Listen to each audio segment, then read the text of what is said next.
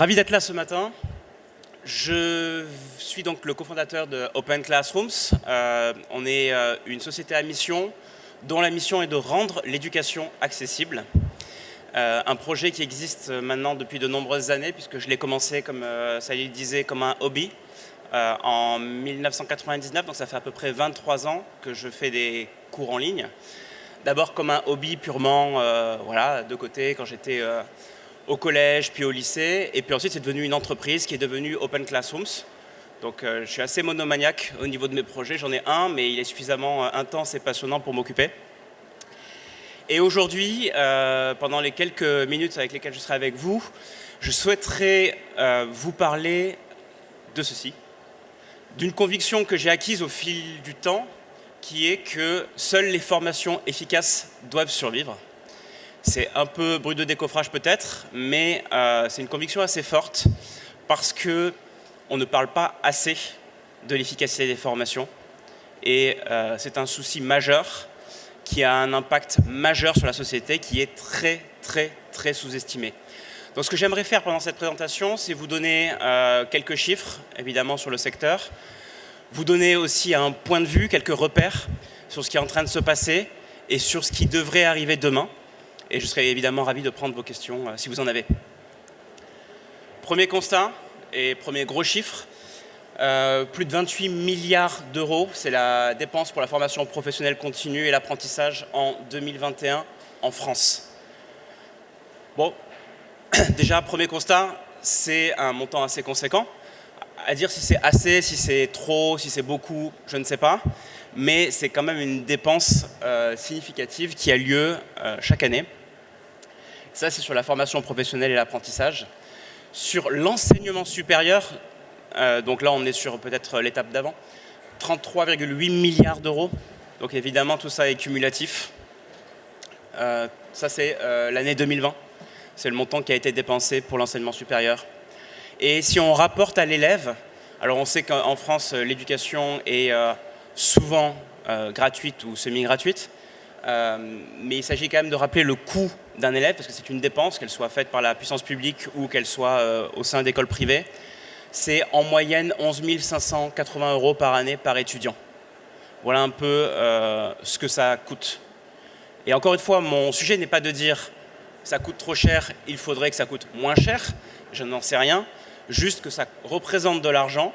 Cet argent, c'est du temps qui est investi par les étudiants, par les stagiaires dans la formation professionnelle. Il serait quand même intéressant de savoir si ce temps est bien utilisé, s'il est pertinent, et donc s'il faut investir au contraire plus ou diminuer l'investissement. Et notamment au sein des entreprises, tant qu'on n'a pas la réponse à cette question, il est assez peu probable que l'on investisse des montants significatifs supérieurs dans la formation continue. On a besoin tout simplement de parler de retour sur investissement de la formation, retour sur investissement de l'éducation. Qu'est-ce que ça veut dire ce retour? Eh bien, c'est un peu le sujet de ma présentation. Donc, première question, c'est est-ce que tout ça est vraiment utile? Intuitivement, et je suis quelqu'un d'assez intuitif, je vais dire oui, la formation est utile. Je pense que personne ici va se dire ok, si on enlève toute la formation et qu'on met la dépense à zéro, le monde s'en portera mieux. Ça paraît assez clair, surtout dans un contexte où les compétences dans le monde du travail sont en train de changer à vitesse grand V. Je ne vous ferai pas le speech sur ChatGPT, mais c'est en train de changer aussi beaucoup de choses et ce n'est que la surface émergée de l'iceberg de ce qui est en train de se passer. Mais les chiffres qui circulent sont de l'ordre de entre 30 et 40% des jobs vont devoir changer significativement de compétences dans les 5 prochaines années. C'est un chiffre que vous avez peut-être déjà vu passer ici et là, mais qui signifie que 1 milliard de travailleurs dans le monde, à peu près un tiers des personnes actives dans le monde, vont devoir se former ou se reformer à de nouvelles compétences et à de nouveaux métiers dans les prochaines années. C'est gigantesque. C'est gigantesque, c'est un tsunami qui nous arrive. Et la conséquence de tout ça, c'est que les employeurs se plaignent de ne pas trouver les compétences dont ils ont besoin sur le marché de l'emploi. Et donc, ça crée des tensions énormes. Et ça explique pourquoi, parmi les dirigeants, dans le top 3, si ce n'est dans le top 1 des préoccupations, mais certainement dans le top 3, c'est on n'arrive pas à trouver les talents. C'est ce qui nous empêche d'évoluer. C'est la préoccupation numéro 1. Il y a plusieurs problèmes à ça. Une partie de ces problèmes, ils se les sont mis eux-mêmes, mais quand même, il y a un vrai sujet ici. Donc, est-ce vraiment utile? Je pense que c'est assez simple de dire oui, c'est utile. La vraie question, c'est à quel point est-ce utile? Si c'est à moitié utile et qu'on est à moitié efficace, est-ce qu'on est OK pour dépenser autant de milliards? À 80%? 10%? Je ne sais pas. C'est après affaire au jugement de chacun. Mais il y a quand même une question de l'utilité de la formation, de la dépense dans la formation, du temps qui est passé dans la formation, de diriger un étudiant dans une filière pour que pendant 5 ans il fasse une formation qui ensuite est bouchée, qu'il arrive tant bien que mal à trouver un travail qui ne lui plaît pas pendant 10-15 ans et qu'il finisse par tomber en dépression parce qu'en fait ce n'était pas ce qu'il voulait, c'est non seulement de l'argent qui a été dépensé dans la formation initiale, mais aussi un salarié démotivé pendant des années et quelqu'un qui honnêtement passe des années de sa vie à pas forcément apprécier son travail. Donc il y a une question essentielle de mettre les personnes au bon endroit et donc d'être efficace. Pour évaluer l'efficacité, pour nombre d'entre vous qui travaillez dans la formation professionnelle, il y a l'échelle de Kirkpatrick qui existe depuis des dizaines d'années et dont vous avez probablement entendu parler. Je vais quand même faire un petit rappel, voire un appel pour ceux qui ne connaissent pas. C'est une échelle qui permet d'évaluer le niveau de performance d'une formation. On est ici plutôt dans le contexte de la formation professionnelle, donc de la formation continue, mais sachez que toute ma présentation est globalement agnostique de formation initiale et formation continue. Sur Open Classrooms, on forme souvent assez indifféremment des personnes dans la formation initiale et dans la formation continue. On s'adapte bien sûr, mais globalement, conceptuellement, on ne fait pas tellement de différence parce que ça a tendance à s'estomper. On met plus de travail dans la formation initiale, notamment grâce à l'apprentissage qui se développe aujourd'hui, et inversement, on met de plus en plus de formation dans le monde du travail parce qu'il y a besoin de s'adapter aux nouvelles compétences. De plus en plus, pour les raisons que je vous ai expliquées, les compétences évoluent vite. Donc la première échelle, le niveau de base, le B.A.-BA, celui que globalement tout le monde fait, c'est évaluer la réaction. C'est à la fin de la formation, vous faites passer une feuille, papier, au stagiaire et vous lui dites est-ce que vous êtes content ou pas de ce que je viens de faire.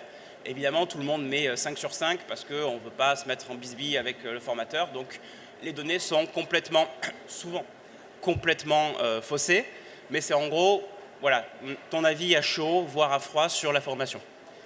Ça, c'est la base. Le deuxième niveau, c'est l'apprentissage. C'est qu'est-ce que l'étudiant, le stagiaire, a vraiment retenu. Quelles sont les compétences qui ont été acquises? Des savoir-être, des savoir-faire, etc. Donc ça, c'est beaucoup moins mesuré en réalité, parce qu'il faut aller faire un travail d'analyse derrière. Mais c'est le deuxième niveau. Seulement, ce deuxième niveau n'est pas suffisant. Avoir des compétences, c'est bien, mais pourquoi faire? C'est là qu'arrive le troisième niveau, le niveau de transfert. Quand vous êtes capable de transférer vos compétences acquises dans votre travail. Et donc, si vous avez appris, par exemple, la négociation commerciale, vous avez effectivement appliqué ces compétences de négociation commerciale dans le cadre de votre entreprise. Donc, vous les avez utilisées. Quatrième niveau, et évidemment celui qui nous intéresse tous, c'est avoir des résultats. Cette négociation commerciale a porté ses fruits et j'ai pu, par exemple, augmenter mon chiffre d'affaires en tant que vendeur. Et c'est ça qu'on veut réellement mesurer. C'est de ça qu'on parle quand on demande la formation efficace. C'est pas est-ce que les gens sont contents, c'est même pas est-ce qu'ils ont appris des compétences, ni est-ce qu'ils les ont utilisées, mais est-ce qu'ils ont obtenu des résultats concrets et mesurables. Et c'est bien parce que c'est difficile à mesurer. C'est bien parce qu'il n'y a pas de suivi ou que c'est coûteux une fois que la personne est en entreprise et qu'elle est lâchée en dehors de la formation, qu'on ne mesure pas ça, qu'on ne sait pas. Voilà pourquoi la formation professionnelle en particulier, mais ce n'est pas la seule, la formation initiale a le même problème, est complètement aveugle. Et donc voilà pourquoi il est difficile de se dire est-ce que je dois investir plus ou mieux à tel endroit parmi mes salariés, parce que je ne sais pas réellement l'efficacité. J'ai l'intuition que c'est bien de former mes employés, mais est-ce que je le fais bien, est-ce que je le fais au bon endroit, sur les bonnes compétences, au bon moment, suffisamment fréquemment? La réponse est difficile à obtenir. Et c'est pour cela que le focus, par exemple, chez Open Classrooms, depuis le début, et je peux vous dire que c'est très difficile, c'est sur les résultats. C'est d'aller capter les résultats une fois la formation effectuée. Et ça, c'est un challenge qui va durer encore de nombreuses années, mais c'est la seule chose vraiment qui doit nous préoccuper, et je dis pour Open Classrooms, mais je le dis pour tout organisme de formation, pour toute école même en formation initiale, c'est qu'est-ce qui se passe derrière? Est-ce qu'on est content? est-ce qu'on a des raisons d'être content? C'est quoi être content? Est-ce que c'est, par exemple, toujours sur un exemple simple de celui du vendeur, une amélioration du chiffre d'affaires de 5%, est-ce qu'on est content d'avoir dépensé de l'argent pour la formation? 10%, 20%? Ça, c'est évidemment à l'appréciation de chacun, mais ce sont les bonnes questions à se poser. C'est quoi une formation efficace? Une formation qui donne des résultats, oui, mais à quel niveau?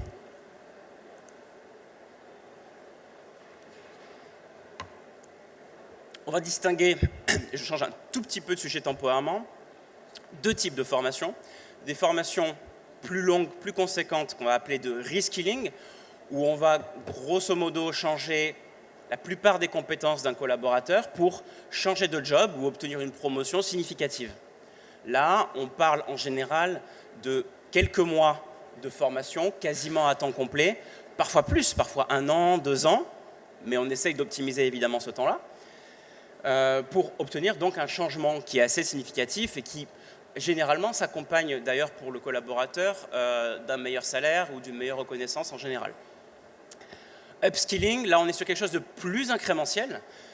C'est une formation qui est faite dans le contexte du même job, donc ça veut dire que d'ailleurs on reste dans le même job, mais on veut obtenir de meilleurs résultats professionnels. On reprend ici l'exemple de ce vendeur qui a acquis des compétences en négociation, qu'il a appliquées, sur lesquelles il a obtenu des résultats, et on peut voir dans ces résultats professionnels, concrètement, une différence. Dans les deux cas, on parle de résultats. Dans le premier, le résultat est un changement visible, significatif, de job ou de promotion, et potentiellement un meilleur salaire pour le salarié. Dans le deuxième, on parle de meilleurs résultats pour l'entreprise, directement analysés à la suite de la formation au bout de quelques mois. Voilà un peu les deux types de formations que l'on peut obtenir. Première, plus longue, qui peut durer en moyenne quelques mois. La seconde, qui est plutôt de l'ordre de quelques jours à quelques semaines étalées dans le temps, en termes de volume. Donc c'est pour ça que c'est réellement important à nos yeux, et c'est pour ça qu'on a constitué nos objectifs internes de l'entreprise chez Open Classrooms autour d'un triptyque. Et j'insiste, c'est un triptyque sur lequel les informations sont mises au même niveau d'importance. Le premier, il ne surprendra personne, le chiffre d'affaires. Ok, très bien. Derrière, on peut bien entendu parler de rentabilité et de soutenabilité du business. Si le business ne gagne pas d'argent, le business ne peut pas vivre, donc on ne peut rien faire, on ne peut pas mener à bien notre mission. Mais il n'a pas de sens pris seul. La deuxième partie, c'est l'impact sur l'évolution professionnelle. Ce sont les fameux résultats dont je parle depuis tout à l'heure, que l'on mesure, que l'on appelle en interne « student outcomes ». Ce sont les résultats de nos étudiants, qu'ils soient en reskilling ou en upskilling, qu'ils soient dans la formation initiale ou dans la formation continue. Et cet impact est mesuré en continu tous les jours, tous les mois, reporté à tous les salariés, reporté aux membres du comité d'administration. Et enfin, eNPS, la satisfaction des salariés. Rien ne fonctionne sans les salariés, donc on a besoin de suivre, d'évaluer si les salariés sont satisfaits de leurs conditions de travail pour mener à bien la mission. Mais fondamentalement, si je me concentre sur la raison pour laquelle on existe, notre raison d'être en tant que société à mission, c'est l'impact sur l'évolution professionnelle. Fondamentalement, c'est ce qu'on veut faire, mais on ne peut pas le faire sans un chiffre d'affaires et une soutenabilité financière et sans une satisfaction des salariés. Ou, pour dire les choses autrement, on pourrait le faire pendant un temps jusqu'à ce que ça se crache au niveau du chiffre d'affaires ou jusqu'à ce qu'on ait un énorme problème au niveau des salariés. Donc c'est pour ça qu'on a besoin de ce triptyque. Mais fondamentalement, l'impact sur l'évolution professionnelle est notre préoccupation. Et c'est pour ça qu'on s'acharne à mesurer ces informations, notamment en termes d'accès à l'emploi, en termes d'évolution professionnelle. Aujourd'hui, c'est un focus particulier pour les reporter en temps réel.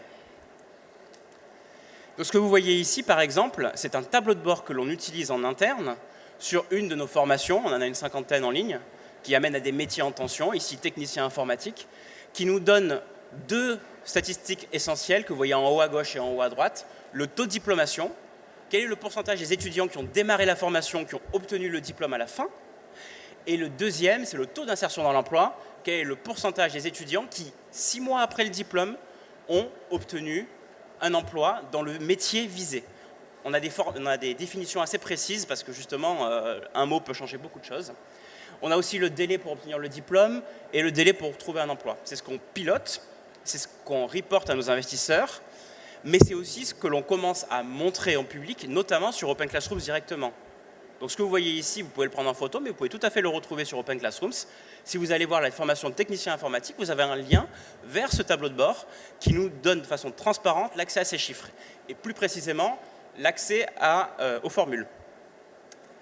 Donc voilà, ça c'est la page technicien informatique dans laquelle vous avez accès au tableau de bord que vous avez vu. Et je vais terminer sur les prochaines étapes.